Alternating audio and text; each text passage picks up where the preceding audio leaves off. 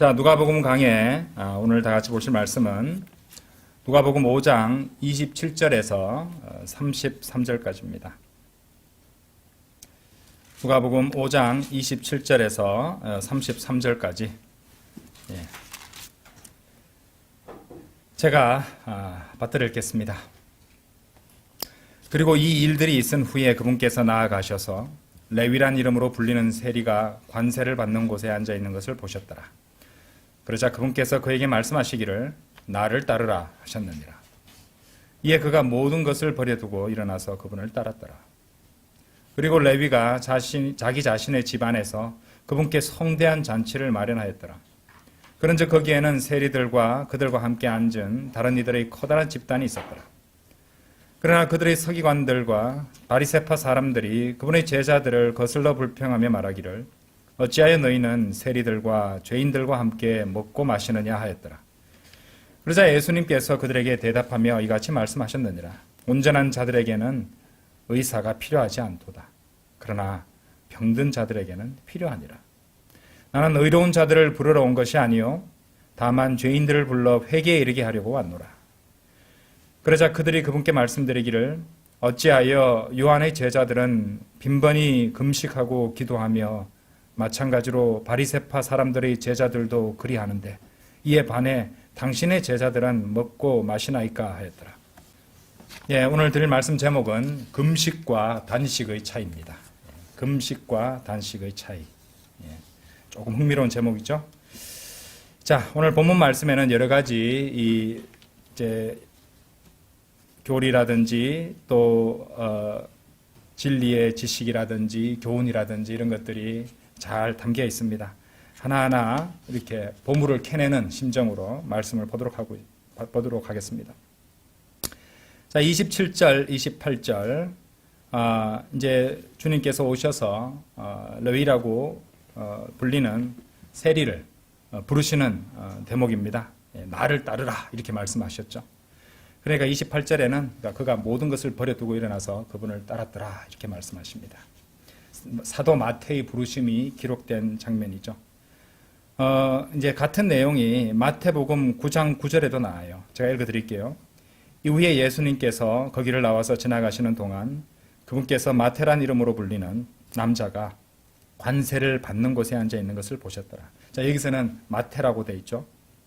그러자 그분께서 그에게 말씀하시기를 나를 따르라 하시니라. 그러자 그가 일어나서 그분을 따랐더라. 그렇게 말씀이 나옵니다.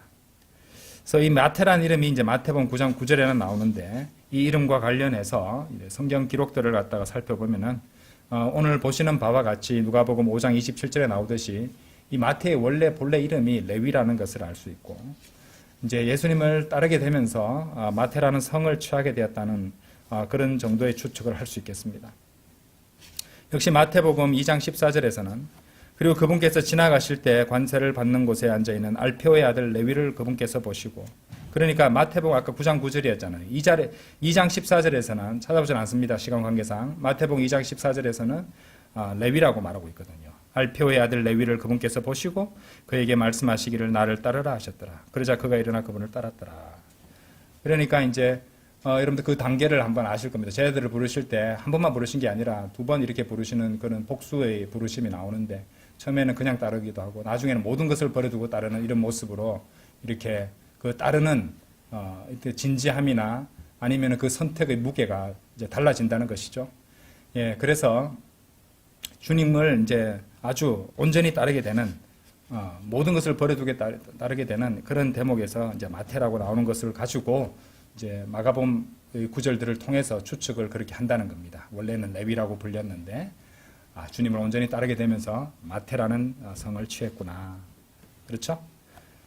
그래서 이제 이런 점을 갖다가 볼 때 우리는 참으로 이 사도 마태를 부르시는 과정에 있어서도 이 신약 구원의 아름다운 그림을 보게 된다는 것이에요. 왜냐? 레위라는 세리였습니다. 그런데 레위라는 세리가 주님을 따르는 사도 마태가 됐다는 말이거든요. 그렇죠? 참으로 은혜로운 그림이 됩니다.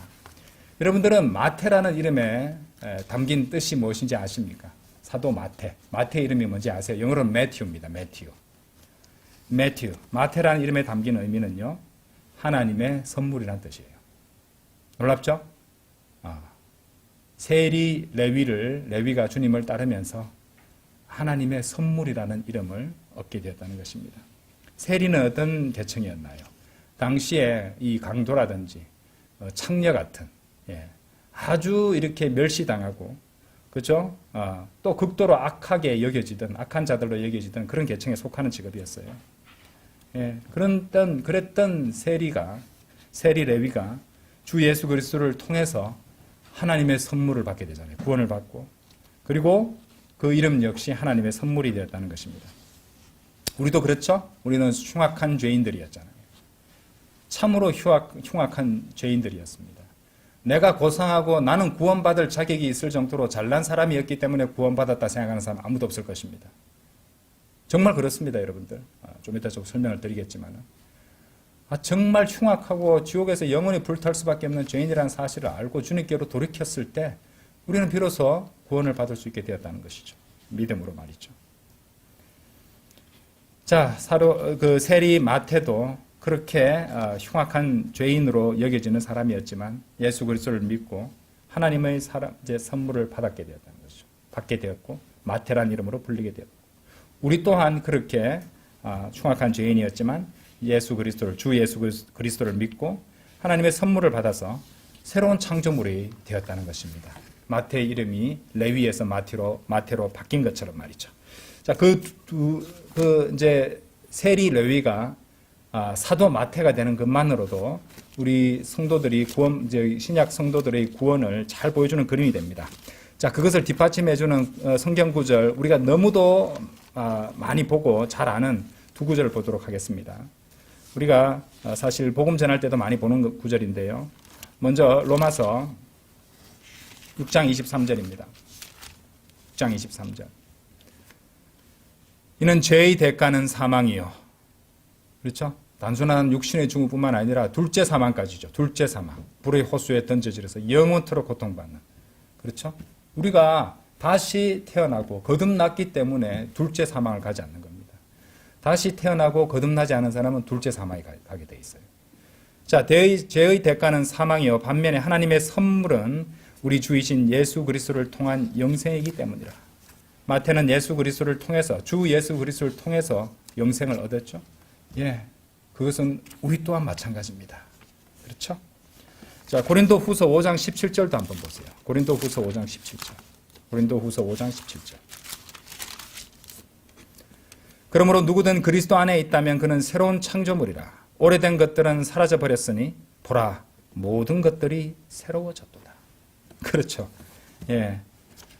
그리스도 안에 있다면 누구든지 새로운 창조물이 되었다는 것입니다. 새 사람이 되었다는 것이죠. 그렇죠. 죽었던 그 영이 살아나면서 영적 본성이 새롭게 생겨났다는 것이죠. 구원받았다는 것은 영적 생명의 새로운 시작입니다. 그렇죠. 그래서 이제 주님을 섬기면서 하늘에 금과 은과 보석을 쌓을 수 있는, 주님을 위해서 살아갈 수 있는 특권을 얻게 되었다는 것이죠. 그렇죠.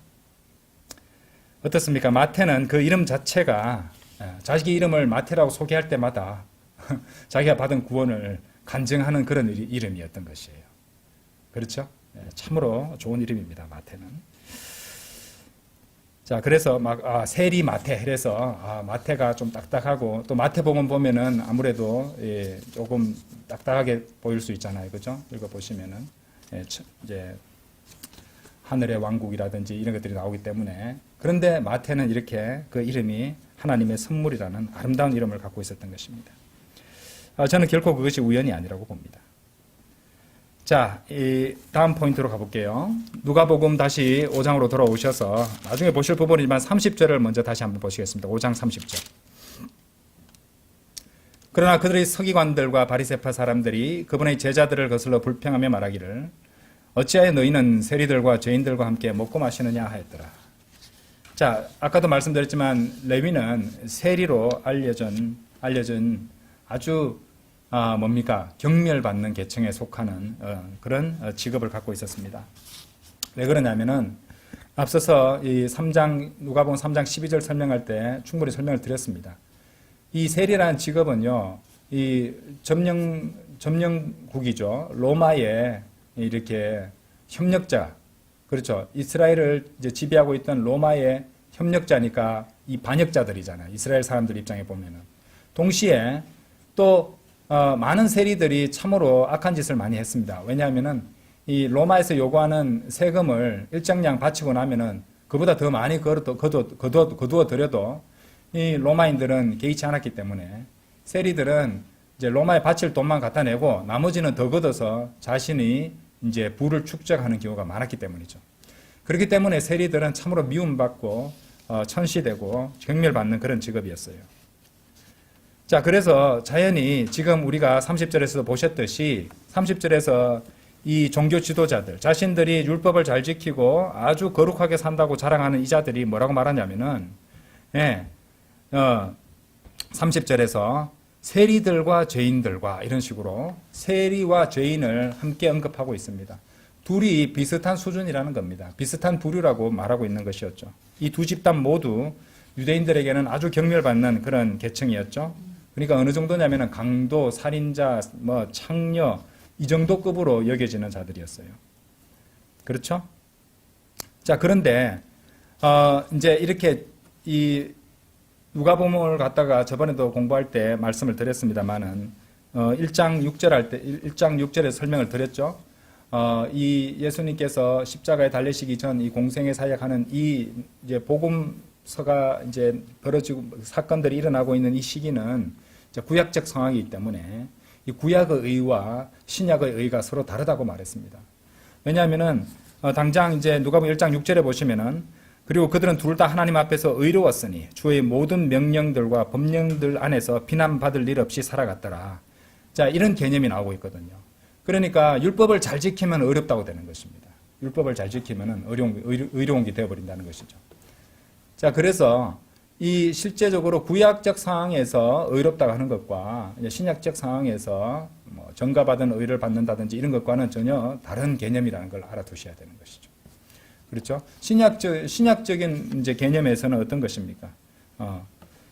신약적인 개념에서는요, 로마서 보면 대본에 나옵니다. 로마서 3장 한번 열어보세요. 로마서 3장 보시면은,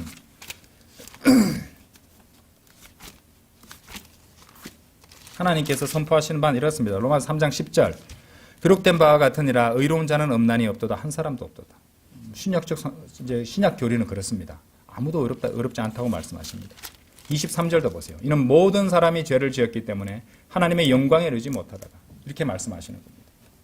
그렇죠? 하지만 구약적 상황은 달랐다는 것이죠. 예, 행위, 율법을 지키는 행위, 그것으로 이제 어렵다고 평가되는 그런 시대였다 이 말입니다. 그리고 이 이제 뭐 바리새파 사람들이나 이제 사두개파 사람들이 막 죄인이 어쩌고 이렇게 말을 할 때 보면은 자신들은 죄인이 아니라는 그런 뉘앙스를 갖고 하는 말이잖아요. 그러니까 이제 상대적인 개념도 있었습니다. 예. 그렇게 생각하시면은 이제 어렵지 않을 것입니다.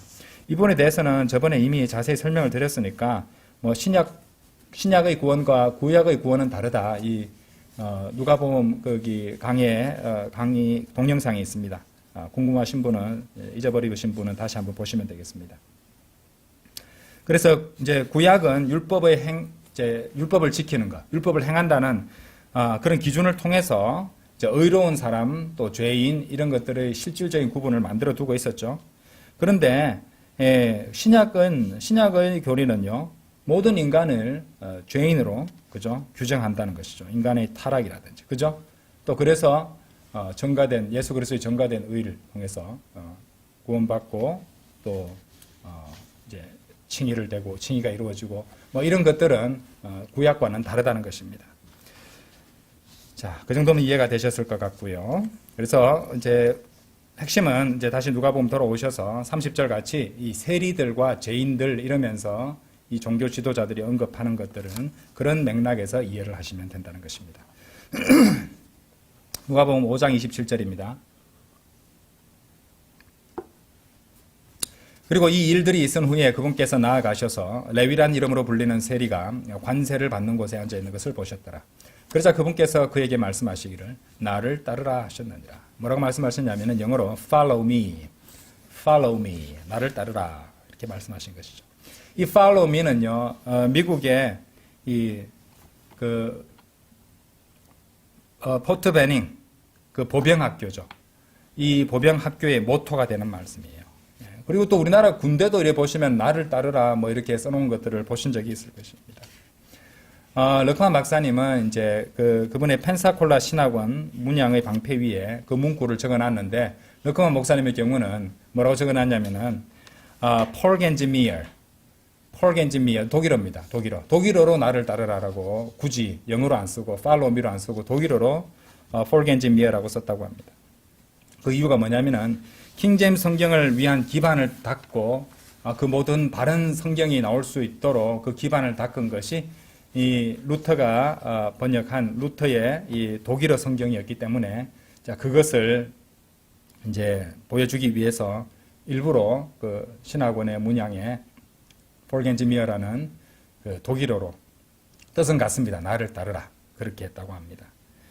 르크만 목사님 세운 신학원이 이제 펜사콜라 이제 성경 신학원인데 PBI라고 해요. PBI. 펜사콜라 바이블 인스티튜트. 그래서 PBI입니다. 근데 이제 나중에 르크만 목사님이 PBI는 또 상징하는 바가 Poor Bloody Infantry 이렇게도 이제 해석할 수 있다. 그렇게 설명을 하는데, 그게 무슨 말이냐면은 poor는 이제 가난한, 불쌍한 이런 뜻이고요. 가난한이겠죠. Bloody는 피투성이에, Infantry는 보병들 이런 뜻이에요. 그러니까 거기 담긴 바가 많죠. 왜냐하면은 우리가 구원받은 성도들이 그리스도의 군사고 그리스도의 군인들이잖아요. 이 디모데후서 2장 3절에 나오죠. 이따 한번 열어서 읽어보겠습니다. 그리고 우리가 이제 우리의 구원의 대장으로부터 받은 그 부르심은 뭐겠습니까? 나를 따르라. 우리에게 주어지는 말씀이라는 것이죠. 그래서 이 또한 이제 이 사도 바울이 성경에서 에베소서죠. 에베소서에서 이제 6장입니다. 에베소서 6장 10절에서 16절을 보시면은 이 그리스도인의 군인의 그림을 보여주는데, 그것은 다름 아닌 이 1세기에 이 보병의 모습을 그리고 있다는 것이죠. 그래서 우리 그리스도인들이 이제 에베소서 6장 10절에서 16절에 나오는 이 그리스도의 무장이라든지 전신갑주라든지 이런 것들은 굉장히 귀한 영적 교훈이나 진리를 담고 있는데요. 이제 그 전체가 그려내고 있다는 것이 보병이라는 것입니다. 보병. 그래서 우리는 이제 군인이라는 사실을 결코 잊어서는 안 되고, 우리가 전쟁 중에 있다는 사실도 결코 잊어서는 안 된다고. 저번에 이 지난주부터 시작했죠. 그죠? 마귀의 공격이라는 주제로 우리가 성경 공부를 하고 있습니다. 예. 그래서 그런 어떤 마인드를, 군인 정신과 지금 전시라는, 전쟁 중이라는 어떤 마음가짐을 갖고 정신을 바짝 차리고 깨어 있어야 된다고 제가 강조를 드렸던 것입니다. 자, 성경 세 구절을 보겠습니다. 디모데후서 2장 3절이에요. 디모데후서 2장 3절. 디모데후서 2장 3절. 그러므로 너는 예수 그리스도의 훌륭한 군인으로서 어려움을 견뎌내라. 그렇죠? 그래서 어려움이 있다는 겁니다. 그리고 견뎌내야지 훌륭한 군인이라고 이름 불릴 수 있다는 말입니다. 예, 훌륭한 군인이 있으면 훌륭하지 않은 군인도 있겠죠. 우리는 다 훌륭한 군인이 되어야 됩니다. 예, 어려움도 있을 것입니다. 그리고 주님께서는 견뎌내기를 원하십니다. 그렇죠? 자, 히브리서 2장 10절 한번 보십시오. 우리 대장은 누구신가? 히브리서 2장 10절. 이는 모든 것들이 자신을 위하여 존재하게 하시고 모든 것들을 자신에 의하여 존재하게 하시는 그분께는 많은 아들들을 영광으로 데려가시는 일에 있어서 그들의 구원의 대장을 순환들을 통해 완전하게 하시는 것이 합당했기 때문이라. 우리 구원의 대장, 바로 주 예수 그리스도십니다. 그리고 가장 훌륭한 그리스도인으로 일컬어졌던 사도 바울은 뭐라고 했던가요? 고린도전서 11장 1절 가보겠습니다. 고린도전서 11장 1절. 나도 그리스도를 따르는 자니 바로 그와 같이 너희도 나를 따르는 자리 되라. 나도 그리스도를 따르는 자니 바로 그와 같이 너희도 나를 따르는 자들이 되라. 우리가 이전에 보던 한글 킹제임스 성경은요, 내가 그리스도를 따르는 것처럼 너희도 나를 따르는 자가 되라 이랬습니다. 예, 차이가 없는 것 같아요. 엄청나게 큰 차이가 있습니다. 왜냐하면 킹제임스 성경에 even as I also am of Christ 이렇게 말할 때 also라는 부분을 번역하지 않았습니다. 한글 킹제임스 성경에는. 이게 제가 보기에는 천지차입니다. 왜냐하면요, 내가 그리스도를 따르는 자니 너희도 나를 따르는 자이 되라. 이 굉장히 어떻게 들으면요, 내가가 됩니다. 내가 이 정도 대단하고 내가 이렇게 잘하고 내가 이 정도 업적을 했으니까 니네들은 다 나를 따라서 해. 이런 식으로 아주 교만한 사람을 만들어 버리는 게 됩니다. 사도 바울은 그렇지 않았어요. 사도 바울은 참으로 겸손한 사람이었습니다. 참으로 겸손한 사람이었습니다. 그 엄청난 고난과 박해를 통해서 주님께서 원하시는 그런 모습으로 빚어졌던 훌륭한 그리스도인이었어요. 사도 바울은요, 내가 그리스도를 따르는 것처럼 말할 자격도 있었습니다. 근데 뭐라고 말씀하신지 알아요? 나도 그리스도를 따르는 자라고 했어요. 나 역시입니다. 나 역시. 그러면 그리스도를 따르는 다른 사람들도 있다는 것을 말하고 있는 겁니다. 그렇죠? 나 역시라고 말하고 있잖아요.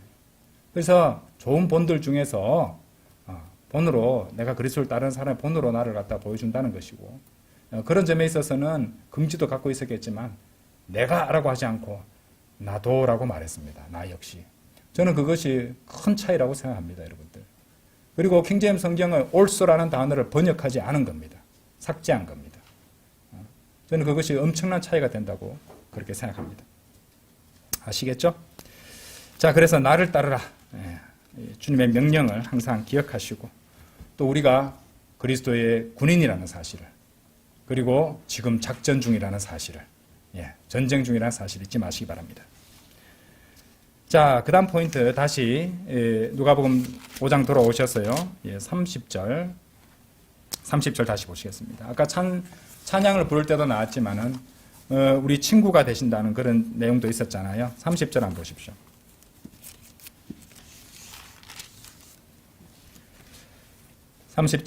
그러나 그들의 서기관들과 바리새파 사람들이 그분의 제자들을 거슬러 불평하며 말하기를 어찌하여 너희는 세리들과 죄인들과 함께 먹고 마시느냐 하였더라. 이렇게 말씀하십니다. 이 15장 2절에도 보시면, 누가복음 15장 2절에도 보시면요, 또 서기관들과 바리새파 사람들이 예수님에 대해서 이렇게 불평을 내려놓고 있습니다.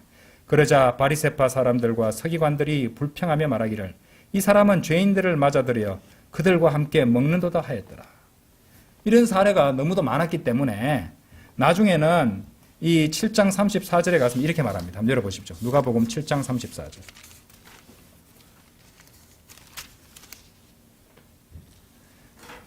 인자가 와서 먹고 마시자 너희가 말하기를 보라 탐식하는 사람이요 과음하는 자요 세리들과 죄인들의 친구로다 하는도다. 세리들과 죄인들의 친구로다 하는도다. 세리들과 죄인들, 이 두 분에 대해서 아까 제가 설명을 드렸습니다.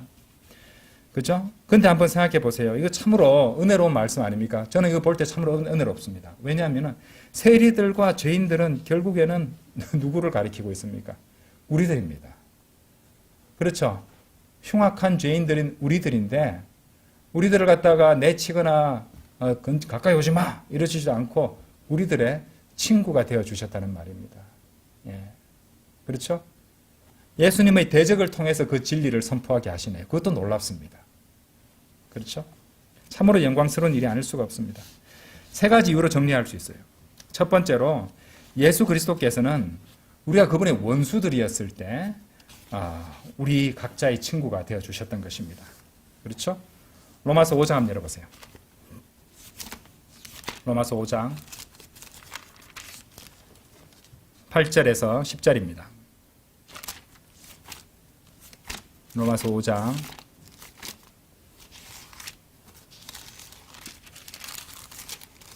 8절에서 10절. 그러나 우리가 아직 죄인들이었을 때 그리스도께서 우리를 위하여 죽으셨으므로 하나님께서는 우리를 향한 그분의 사랑을 권하고 계시느니라. 우리가 아직 죄인들이었을 때 예수 그리스도께서 우리를 위하여 죽으셨으므로 하나님께서는 우리를 향한 그분의 사랑을 권하고 계시느니라. 이제 그분의 피로 정당함을 입증받았으니 그리하여 우리는 그분을 통하여 더욱더 진노로부터 구원받게 되리라. 이는 우리가 원수들이었을 때, 그렇죠? 죄인들이고 원수들이었을 때 그분의 아들의 죽음을 통하여 우리가 하나님과 화해하게 되었다면 화해하게 된 우리는 더욱더 그분의 생명을 통하여 구원받을 것이기 때문이라. 이 로마서 5장 8절에서 10절도 우리가 구령할 때 아주 많이 사용하는 그런 말씀입니다. 그렇죠? 그래서 우리가 그분의 원수였을 때 그분은 우리의 친구가 되어주셨다는 것이죠.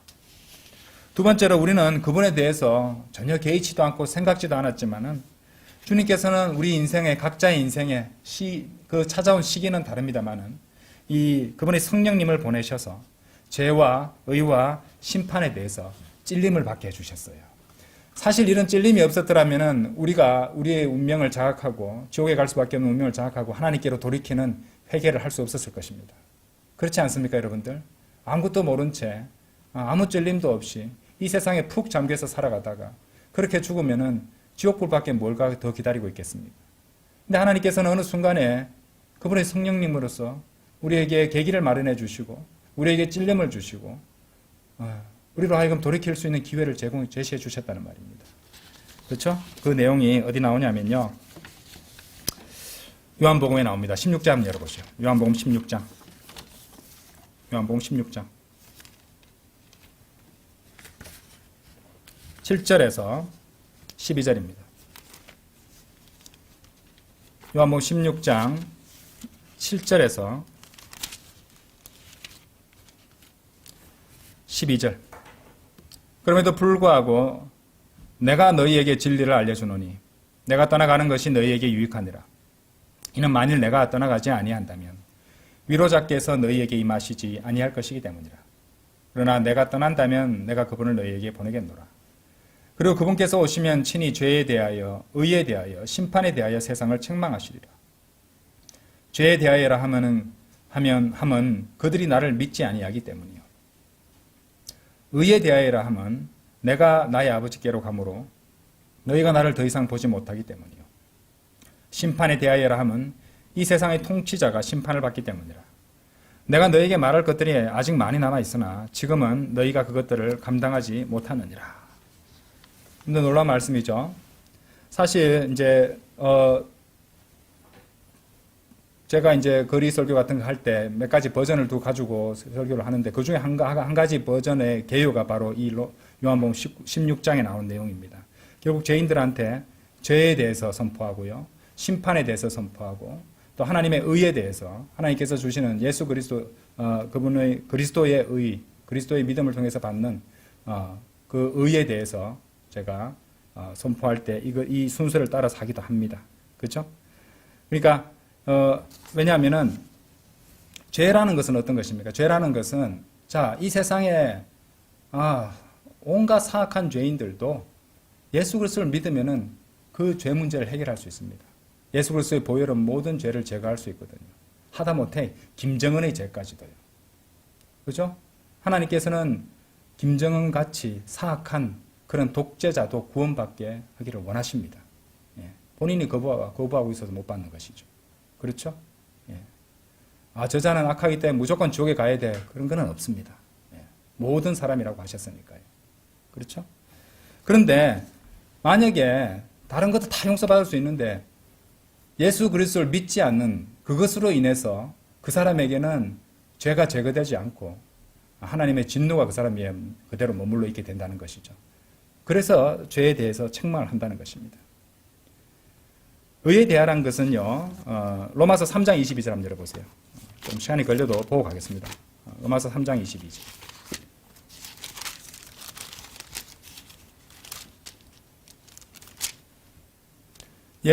곧 예수 그리스도의 믿음에 의하여 하나님의 의가 모두에게 이루고 믿는 모든 자들 위에 임하느니라.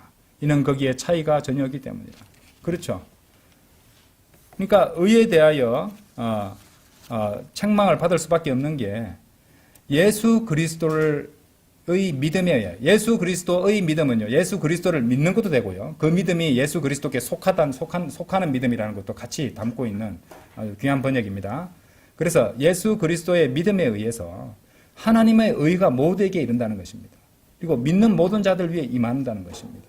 그런데 예수 그리스도를 믿지 않으니까 예수 그리스도께서 주시는 믿음을 거부했으니까 그렇죠. 그 믿음을 받아서 그것을 행사하면 되는데 자유의지가 그렇죠. 예.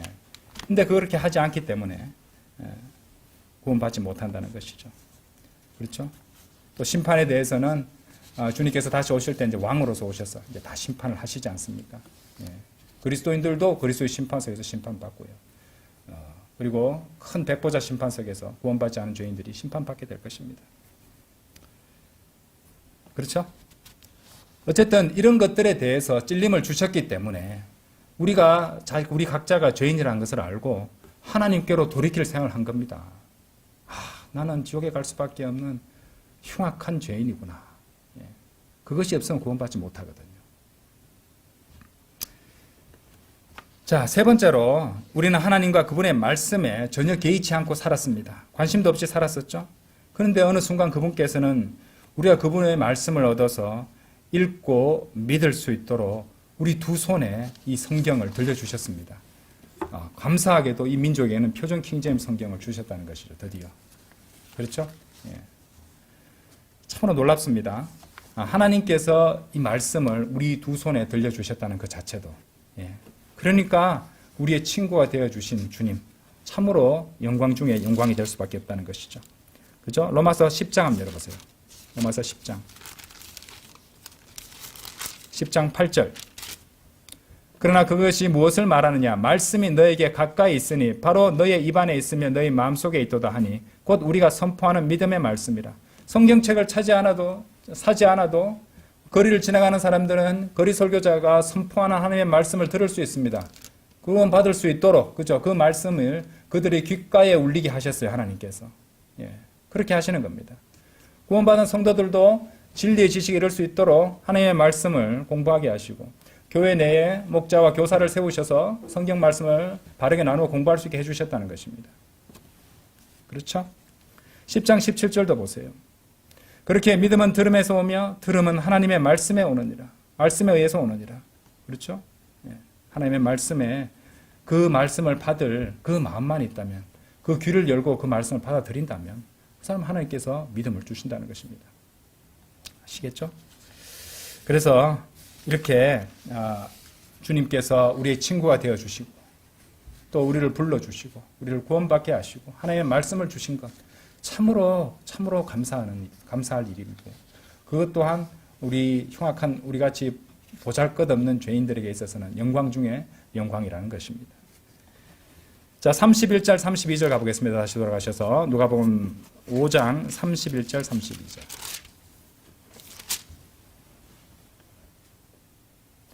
그러자 예수님께서 그들에게 대답하며 이같이 말씀하셨느니라. 온전한 자들에게는 의사가 필요하지 않도다. 그러나 병든 자들에게는 필요하니라. 놀라운 말씀이죠? 나는 32절 의로운 자들을 부르러 온 것이 아니요 다만 죄인들을 불러 회개에 이르게 하려고 왔노라. 여러분들 이 말씀의 참뜻이 무엇인지 누구나 다 아실 것입니다. 그렇죠? 어려운 말씀이 아니에요. 주님께서는 선하고 모범적인 사람들을 구원하려 오신 것이 아니라 정말로 흉악하고 보잘것없는 악한 자들을 구원하시려고 오셨다는 것을 의미합니다. 여러분들 아시겠어요? 한 사람이 자기 자신을 포주라든지 창녀라든지 강도라든지 마약 밀매자라든지 가정폭력범이라든지 연쇄살인마라든지 동성연애자라든지 남색자라든지 소년 남색자라든지 은행 강도, 이런 정도로 악한 존재라고 생각할지 전까지는 결코 구원을 받을 수가 없는 것입니다. 구원을 받기 위해서 왜 하나님께로 돌이키는 사람이 적은지 아십니까, 여러분들? 자신이 그 정도까지는 아니라고 생각하거든요.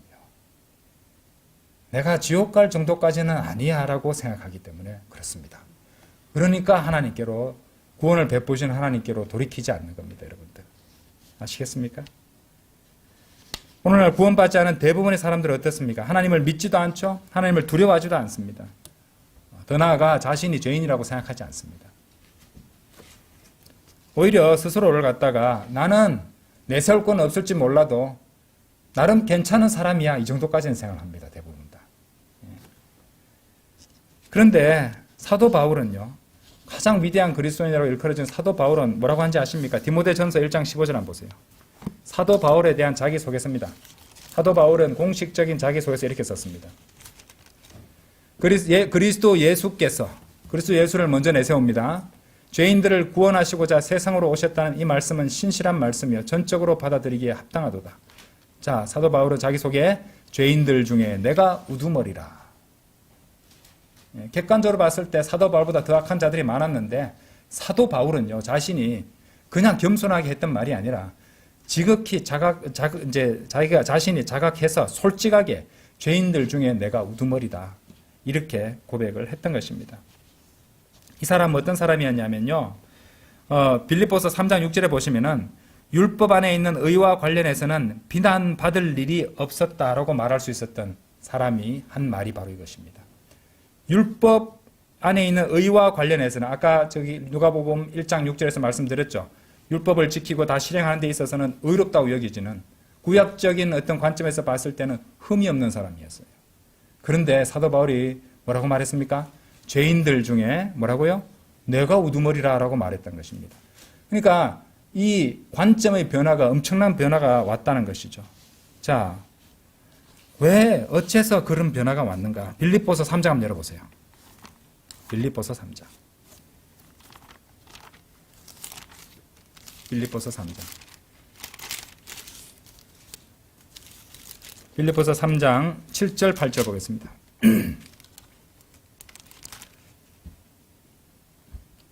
그러나 내게 이득이었던 어떤 것들이라도 나는 그것들을 뭐라고요? 그리스도를 위하여 손실로 여겼느니라. 그 앞에 나왔던 그런 겁니다. 율법 안에 있는 의와 관해서 비난받을 것이 없고 나름대로 그죠? 잘났고 바리새파 사람이고 히브리인이고 내세울 거 많았다 이 말이죠. 유대인들 앞에서는. 그런데 그것들을 갖다가 뭐라고요? 손실로 여겼다는 것입니다. 그리스도를 위해서. 그렇죠? 그리스도를 위하여 손실로 여겼다는 것입니다. 8절도 볼게요. 진정 의심할 여지 없이 그리스도 예수 나의 주의 지식의 탁월함으로 인하여 내가 모든 것들을 다만 손실로 여기노라. 손실로 여겼다 그랬죠. 내가 그분을 위하여 모든 것들의 손실을 감내하고 그것들을 다만 배설물로 여기며 더 나아가서 손실에서 더 나아가서 배설물로 여기며 배설물이 뭔지 아십니까? 똥입니다. 똥같이 여겼다는 말입니다. 예. 그렇죠? 예. 여러분들 그 킹제임스 영어 표현 보이세요? 예. 3장 8절 예, but 다 뭐라 하냐면 덩이라고 덩이 똥입니다. 예, 똥이라고 번역해야 됩니다. 다만 똥으로 여기면 이렇게 해도 됩니다. 예. 그죠? 예. 똥입니다. 똥같이 여겼다는 것이죠. 내가 그리스도를 쟁취하기 위하여 그리스도를 얻기 위해서 그리스도를 소유하기 위해서 그리고 그리스도의 의를 신뢰했을 때 그런 관점의 변화가 완전하게 일어났다는 것이죠. 그렇죠? 그렇기 때문에 자 구원을 받으려면요 이러한 자신이 고상하고 괜찮은 사람이라는 그런 생각에 머물러 있는 사람은요 결코 구원받을 수 없습니다. 여러분들 로마 가톨릭 교도라든지 안식 교도들이 구원받기 힘듭니다. 왠지 아십니까, 여러분들? 제가 어떤 그 종교 종파를 갖다가 뭐 그냥 이렇게 악의적으로 그냥 뭐 인신공격하듯이 공격하는 거 아닙니다. 자, 설명을 드릴게요. 로마 가톨릭 교도나 안식 교도들의 공통점이 있습니다. 자신이 아주 모범적으로 행하고 종교의식에 잘 성실히 참여하고 또 율법을 잘 지키고 그리고 설령 죄를 짓게 되면 고해성사하고 또 스스로 고행도 하고 또 스스로 노력해서 이렇게 자신의 죄에 대한 대가도 치르고 이렇게 해서 자신이 고상한 사람이 되어서 하늘에 갈 수 있는 자격을 얻는다고 생각하는 것이에요. 안식교인도 마찬가지입니다. 율법을 잘 지켜서 내가 하늘에 가겠다는 것입니다. 그러니까 이 두 부류의 공통점이 뭡니까? 나는 하늘에 갈 만큼 괜찮은 사람이다. 이렇게 생각하는 것이에요. 그리고 그렇기 때문에 그들이 구원을 못 받는 겁니다. 그렇기 때문에 오직 예수 그리스도를 믿음으로 예수 그리스도의 믿음으로 구원받으려고 하지 않는다는 것입니다. 그렇기 때문에 하나님께로 돌이켜서 저는 죄인입니다. 지옥에 갈 수밖에 없는 가치 없고 흉악한 죄인입니다. 이렇게 하나님께 고백할 수 없는 것입니다. 여러분들. 너무 안타깝죠. 그죠? 예. 누가 다 그렇게 만들었습니까? 마귀가 그렇게 사람들을 속이는 것입니다. 예. 종교계의 마귀가 많이 깃들여져 있습니다. 여러분들. 예. 너무 안타깝죠? 예. 근데 우리는 사도 바울의 고백에서 알 수 있습니다. 예수 그리스도 앞에서는 내가 아무리 세상적으로 잘나고 고상해 보인 것도 똥과 같다고. 똥과 같다고. 그렇죠? 구원받은 성도들도 우쭐거릴 필요 없습니다. 우리는 다 뭡니까? 구원받은 죄인에 지나지 않습니다. 상황과 조건만 탁 맞으면 언제라도 죄 지을 수 있습니다. 아직 구속받지 않은 몸을 입고 있기 때문에. 뭐가 그래 잘나서 스스로를 갖다 고개 빳빳하게 쳐들고 내세우겠습니까? 아무것도 없습니다, 여러분들. 네. 자기 자신을 갖다가 진지하게 하나의 말씀에 비춰 살펴보면요, 내세울 게 하나도 없습니다. 그렇죠? 그런 생각을 한번 하시기 바랍니다. 자, 33절입니다. 누가복음 5장 33절.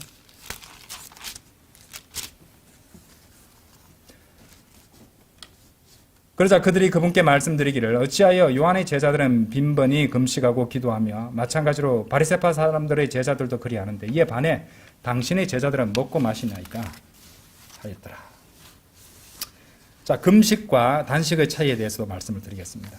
먼저 금식, 성경 기록들을 보시면요, 금식과 기도가 서로 같이 나타내는 문맥들이 많습니다. 그래서 이렇게 말해도 무방합니다. 금식과 기도는 함께 손을 잡고 가는 것이다. 네, 그렇게 기억하셔도 좋습니다. 몇 구절만 보겠습니다. 시편 35편. 시편 35편. 13절. 시편 35편 13절. 그러나 저로 말하자면 그들이 병들었을 때 굵은 배가 저의 옷차림이었나이다. 저는 금식으로 저의 혼을 겸손하게 하였나이다. 이런 보이세요? 우리가 그리스도인이 금식을 하면서 기도하는 이제 그 목적이라든지 그 의미라든지 그 원리가 제가 지금부터 살펴보는 말씀들에 다 드러납니다. 여러분들 메모를 잘 해두세요. 자, 뭐가 나왔습니까? 금식으로 저의 혼을 겸손하게 하였나이다. 그리하여 저의 기도가 제 자신의 품으로 되돌아왔나이다. 자, 금식과 기도가 나오죠. 그리고 금식하는 역할이 뭡니까? 혼을 겸손하게 한다고 했습니다. 놀랍죠? 69장 10절 한번 보세요. 69편, 시편 69편. 시편 69편. 10절.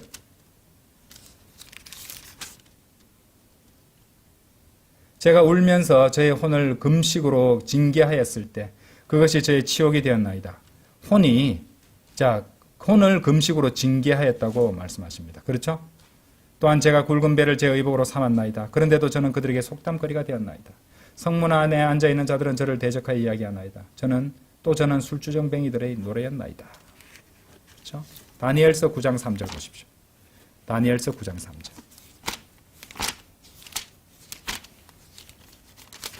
다니엘서 9장 3절.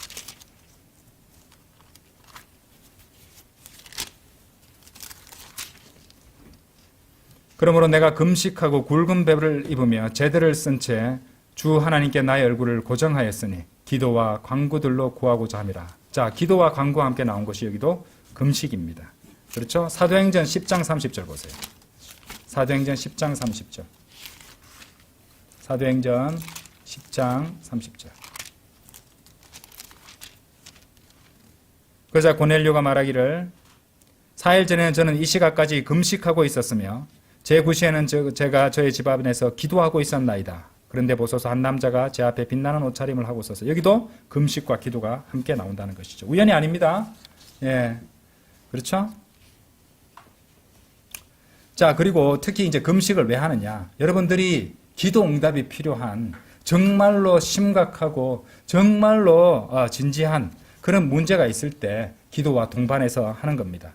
그렇죠? 사도행전 펼쳐놓으셨죠? 13장 2절 보세요. 13장 2절. 사도행전 13장 2절.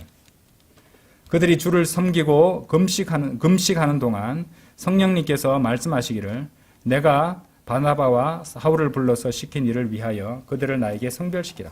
자, 섬기고 금식하는 동안 이렇게 말씀이 나오죠. 14장 23절 한번 보세요. 14장 23절에 보시면 그리하여 그들이 교회마다 제자들에게 장로들을 임명하였고 금식과 더불어 기도한 후에 그들은 제자들을 자신들이 믿는 주께 위탁하였다.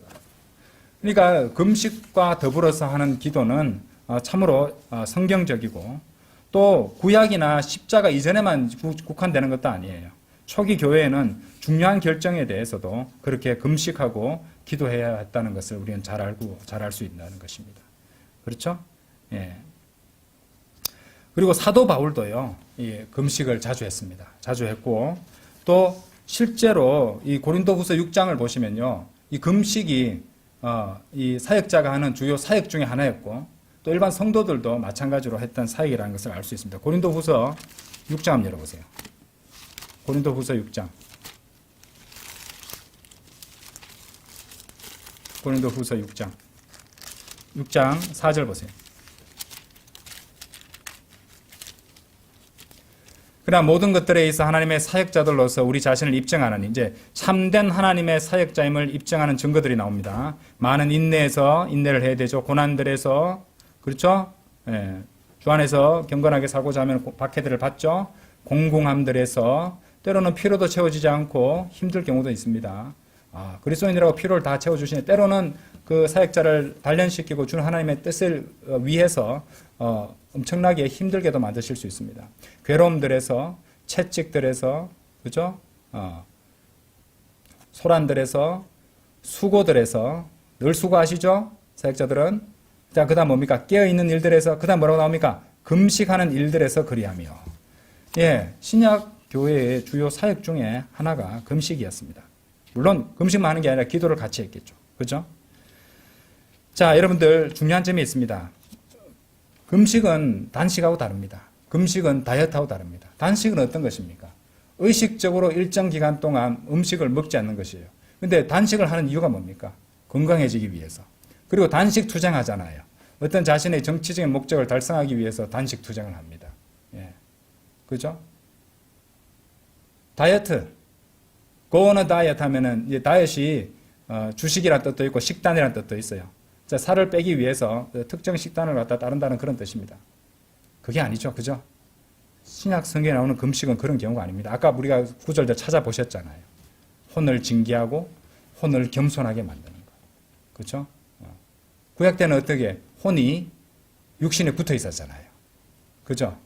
혼을 징계하고 혼을 겸손하게 만든다는 거. 어떤 육신을 갖다가 약화시키고 육신적 본성을 갖다가 복종시키는 그런 과정과 연결이 되어 있다는 것입니다. 그렇죠? 또한 금식은요, 먹을 음식이 없거나 다이어트를 하고 있어서 먹지 않는 것과는 완전히 다릅니다. 예, 원래 아침 안 먹는 사람이 아침 안 먹고 기도한다고 그게 금식이 되나요? 그거 금식 아닙니다, 여러분들. 금식 기도가 아닙니다, 그거는 원래 그 사람이 생활 습관이 그런 것이었잖아요. 그럼 그 사람한테는 아무 문제가 안 되는 겁니다. 혼이 전혀 겸손해지지 않습니다, 그것 가지고는. 그렇죠? 자, 단순히 먹을 음식이 없어서 밥을 못 먹고 기도했다. 금식 기도일까요? 아닙니다. 그건 아니죠. 예. 먹을 것 놔두고 그럼에도 불구하고 주님께 간구하기 위해서 음식을 먹지 않고 기도하는 게 금식 기도입니다. 이제 배고파서 못 먹는 것과 금식이 다르다는 것이 고린도후서 아까 6장 펼쳐놓으셨잖아요. 6장이고 11장 가보세요. 11장 고린도후서 11장 27절. 자, 증명하겠습니다. 피로와 고초에서 빈번히 깨어있는 일들에서 배고픔과 목마름에서 자, 여기서 배고픔이 있었죠. 배고픔과 목마름이 있었습니다. 왜 배고픕니까? 밥을 먹을 게 없어서 못 먹은 겁니다. 예. 돈도 없고 사주는 사람도 없고 아예 먹을 것도 없는 상황에서 배고픔을 겪었죠. 그 뒤에 또 뭐 나옵니까? 먹을 게 있어도 빈번히 금식하는 일들에서 그러니까 배고픔과 금식은 다르다는 것을 알 수 있잖아요. 그죠? 예. 성경 말씀이 증명합니다. 그래서 건강 유지와 살을 빼기 위해서 하는 단식이라든지 단식원 이런 데 있잖아요. 정치적 목적을 달성하기 위한 단식이라든지 다이어트라든지 또 건강을 유지하기 위한 간헐적 단식이라든지 이런 것들과 완전히 다릅니다. 목적과 의도부터 완전히 다르다는 것입니다. 금식이란 어떤 것이냐? 그리스도인의 금식이란 어떤 문제에 있어서 하나님의 뜻을 구하고 하나님의 얼굴을 구하기 위해서 의도적으로 먹지 않고 지내는 기간입니다. 그렇죠? 예. 그래서 여러분이 참으로 기도 응답을 구하고자 하는 일이 있다면요, 금식 기도를 하는 것이 맞습니다. 예, 신약 사역입니다. 역시. 그리고 킹제임스 성경의 오묘한 표현을 보시면요, 금식이 우리의 육신적 쇠퇴와 또 반면에 영적인 융성을 의미한다고 말씀하십니다. 두 구절을 보겠는데요. 만일 우리가 육신적 본성이라든지 육신이 쇠퇴하고 우리의 영적인 생명과 영적 본성이 융성하게 되면은 그만큼 우리의 기도는 하나님께 응답받을 가능성이 더 높아지는 것입니다. 그래서 금식 기도를 이제 말하는 것이고요. 두 구절 보겠습니다. 시편 109편이에요. 시편 109편. 시편 109편. 시편 109편 24절. 저의 두 무릎은 금식을 거치면서 약해져 있고 저의 살은 지방이 빠지나이다 라고 되어 있습니다. 여러분들 그 영어 표현 보세요. My knees are weak through fasting. weak이 약해진다는 것이고 fasting이 금식입니다. 금식을 통해서 나의 무릎들이 약하다 이렇게 되어 있습니다. 약해져 있는 상태다. and 그리고 my flesh. 우리 보통 flesh를 뭐라고 합니까? 육이라고 합니다. 육신 말할 때 flesh를 육이라 하거든요. My flesh faileth of fatness. 그래서 이거 문장 전체를 보시면은 저의 살은 지방이 빠진다는 뜻이지만은 my flesh가 failless 됩니다. 나의 육신이 실패한다. 나의 육신이 쇠퇴해버린다. 나의 육신이 제대로 날뛰지 못한다. 이런 의미까지 담게 된다는 것이에요. 성령님께서 그 단어를 골라서 그렇게 기록하게 하셨다는 것이죠. 예. 그러니까 이 금식에 담겨 있는 영적인 원리를 여러분들에게 지금 설명드리고자 하는 겁니다. 요한복음 3장 30절 보세요. 요한복음 3장 30절. 요한복음 3장 30절. 요한복음 3장 30절. 그분은 융성해야만 하나 나는 쇠퇴해야만 하느니라. He must increase, but I must decrease. 예수 그리스도께서는 융성해야 됩니다. 내 안에 계시는 우리 주님께서는 성령님께서는 융성하셔야 되지만은 나의 육신적 자아는 어떻게 돼야 돼요? decrease. 그죠? 쇠퇴해야만 한다는 것입니다. 이러한 영적 원리가 우리 연결된다는 것입니다. 그리고 놀랍게도 이러한 영적 원리가 고린도후서 4장 16절에도 잘 나옵니다. 고린도후서 4장 16절. 예. 고린도후서 4장 16절. 성경 구절 많이 찾으셨죠? 4장 16절. 그 까닭에 우리가 낙담하지 아니하노라. 오히려 우리의 겉사람은 낡아지나 우리 육신이죠. 그럼에도 속사람은 날마다 새롭게 되는도다. 아멘. 그렇죠? 앞서 보았듯이 주님을 찾는 기도와 함께하는 금식은요. 우리의 육신을 약하게 하고 겸손하게 하고 혼을 징계하고 또 겸손하게 만들어서 우리의 기도가 하나님께 더욱 잘 상달되게 만들어주는 귀한 성도의 사역이 됩니다. 지금 방금 읽으셨던 고린도후서 4장 16절도 한번 보세요. 우리 성도님들 가운데 한 해 한 해 지나면서 점점 늙어가고 쇠퇴하고, 예, 저도 50대니까 이제 뭐 이전과는 좀 다른 것을 조금씩 느끼기도 합니다. 예, 연세 많으신 분들한테 죄송합니다만은. 그런데 참으로 감사한 말입니다. 왜냐? 인간의 노화와 육신의 낡아짐과 쇠퇴도 우리가 주님을 더욱 찾고 우리가 말씀과 기도로 주님과 끊임없이 교제할 때 우리 속사람은 더욱더 새로워지게 되고 우리가 주님을 찾고 또 우리가 주님을 더욱 구할 때 우리는 영적으로 더욱 우리 속사람은 우리 영적으로 더욱 융성하게 된다는 것입니다. 여러분들 그렇기 때문에 이 요한복음 3장 30절에서 나왔던 이 침례자 요한의 선포는요, 우리 모두의 고백이 되어야 된다고 생각합니다. 그분은 융성해야만 하나 나는 쇠퇴해야만 하노니라. 그리고 나이가 먹어가면서 한 해 한 해 이제 나이를 먹어가면서 늙어가는 분들 이 주변에 많습니다. 그렇죠? 이 경주에도 어르신들, 노인네들 많습니다. 그분들 구원받지 않은 분들이 늙어가는 것과 구원받은 그리스도인이 한 살 한 살 먹고 노화를 겪고 쇠퇴하는 것은 다릅니다. 왜냐하면 구원받은 성도가 노인이 늙어간다는 것은 그만큼 주님께 더욱더 의지하게 되고 주님을 더 구하게 되고 말씀과 기도로 주님과 더욱더 교제를 하게 되어서 더욱더 속사람이 새롭게 되고 또 우리 안에 계시는 주 예수 그리스도께서 더욱 융성하게 되시는 것이기 때문입니다. 그래서 오늘 배운 이 금식과 연결되어 있는 영적인 원리를 잘 아시고 우리 육신이 쇠약하고 낡아져 가더라도 매일 매순간 주의 얼굴을 구하면서 살아가는 우리 모든 성도들이 되기를 간절히 바라고 합니다. 다 같이 기도드리겠습니다.